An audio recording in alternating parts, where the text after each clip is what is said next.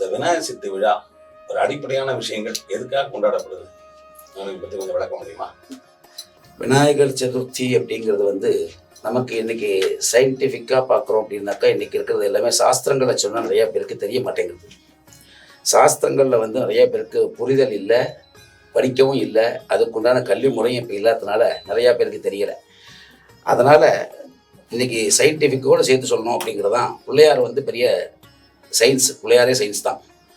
அப்போ அவரை பற்றி நம்ம பேசணும் அப்படின்னாக்கா பார்வதியினுடைய உடம்பில் இருக்கக்கூடிய அழுக்குலேருந்து எடுத்து பிடிச்சி வச்சவர் தான் பிள்ளையார். பரமேஸ்வரனை வந்து பரமேஸ்வரனையே பார்வதி குளிக்க போகும்போது பார்த்துக்கோன்னு சொல்லிட்டு போகிறா குழந்தைய. பரமேஸ்வரனையே உள்ளுக்குள்ளே விட மாட்டேன்னு சொன்னதுனால அந்த பிள்ளையார் வந்து பரமேஸ்வரனால் வதம் செய்யப்பட்டு கழுத்தை துண்டுபட்டு வடக்கே இருக்கக்கூடிய தலையை எடுத்து வச்சு பிள்ளையாருக்கு யானையுடைய தலையை எடுத்து வச்சு பிள்ளையாருக்கு அதுலேருந்து தான் வந்தது. அதில் வந்து நமக்கு மெயினான விஷயம் பார்க்கணும்னா இன்றைக்கி இருக்க டிஎன்ஏ அப்படிங்கிற விஷயம் அதுலேருந்து தான் உருவாருது. இறந்து போன செல்கள்லேருந்தான் கூட எல்லாத்தையுமே உருவாக்க முடியும், உயிரினங்களை உருவாக்க முடியும் அப்படின்னு சயின்ஸில் எனக்கு சொல்லிட்டு இருக்கா. அது முதல்ல ஆரம்பித்தது பிள்ளையார்கிட்ட தான். இந்த விநாயகர் சதுர்த்தி விழா வந்து நம்ம எளிமையான மக்களுக்கு, சாதாரண மக்கள் கொண்டாடுவதற்கு பெரிய வழிமுறைகள் தெரியாது. அதிகம் படிப்பறிவு இல்லாத மக்கள், சாதாரண மக்கள், காமன் மேன் சொல்கிறோம் இல்லையா, அவங்க கொண்டாடுவதற்கு எளிய முறைகள் என்னன்னு அவங்ககிட்ட எதிர்பார்க்குறேன்.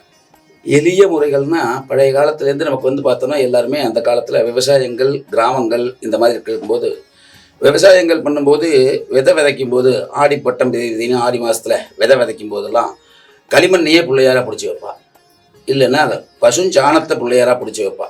சும்மா கையில் அதுக்கு உருவங்கள்லாம் ஒன்றுமே கிடையாது, வெறும்னா பிள்ளையார் அதை உருட்டி வச்சாச்சுன்னா அது பிள்ளையார். பிடிச்சி வச்சா பிள்ளையார்னு பிடிச்சி வச்சா பிள்ளையார்ன்றது அதுதான். அப்போ அதை பிடிச்சி வச்சா பிள்ளையார்னா அவரை வழிபட்டுட்டு நம்ம மேற்கொண்டு காரியங்கள்லாம் தொடங்கும் போது நமக்கு வந்து ரொம்ப தடையில்லாமல் விக்னங்கள் இல்லாமல் நடக்கும் அப்படிங்கிறது தான் உண்மையான விஷயம். அதனால தான் பிள்ளையார் சொல்லி தான் எல்லாத்துக்குமான முதல் வழிபாடு பிள்ளையார் சொல்லி தான் தமிழ் மண்ணில் அது பெருமளவில் கொண்டாடப்படுது. கண்டிப்பாக. இன்னும் சொல்ல போனால் விநாயகர் அகவல் எழுதினது வந்து அவைப்பாடி, அவங்கள வந்து 2ஆம் அவையார் சொல்றாங்க. அவங்களுடைய காலம் வந்து 8ஆம் நூற்றாண்டு அல்லது 10ஆம் நூற்றாண்டு, 2 கருத்துக்கள் இருக்கு. 10ஆம் நூற்றாண்டுல சோழர்களுடைய காலத்துல தான் அவங்க விநாயகர் அகவல் எழுதினதா ஒரு செய்தி இருக்கு. சீதக்களவு செந்தாமரைப்பும் வாதச்சிலம்பும் வலைசைப்பாட ஒன்னரை ஞானம் பூந்துகிலாடையும்னு ஆரம்பிச்சு வரும். அப்படிங்கிற போது நீங்க பழைய கேள்விகளுக்கு அதுல வந்து நிறைய பதில்கள் இருக்கு. விநாயகர் வந்து 100 வருஷத்துக்கு முன்னாடி வந்தவர், 200 வருஷத்துக்கு முன்னாடி வந்தவர், அவர் தமிழ் மண்ணுக்கு சொந்தக்காரர் இல்லைங்கிற மாதிரியான பல கருத்துக்கள் பல்வேறு விதமா இங்க பரப்பப்படுது. ஆனா இந்த சூழ்நிலையில பாத்தீங்கன்னா கிட்டத்தட்ட 8 அல்லது 10ஆம் நூற்றாண்டுன்னா கிட்டத்தட்ட இன்னைக்கு 1000 வருடங்களுக்கு முன்னதாக பாடப்பட்டிருக்கு விநாயகர் அகவல். அதுவும் அவைப்பாட்டி.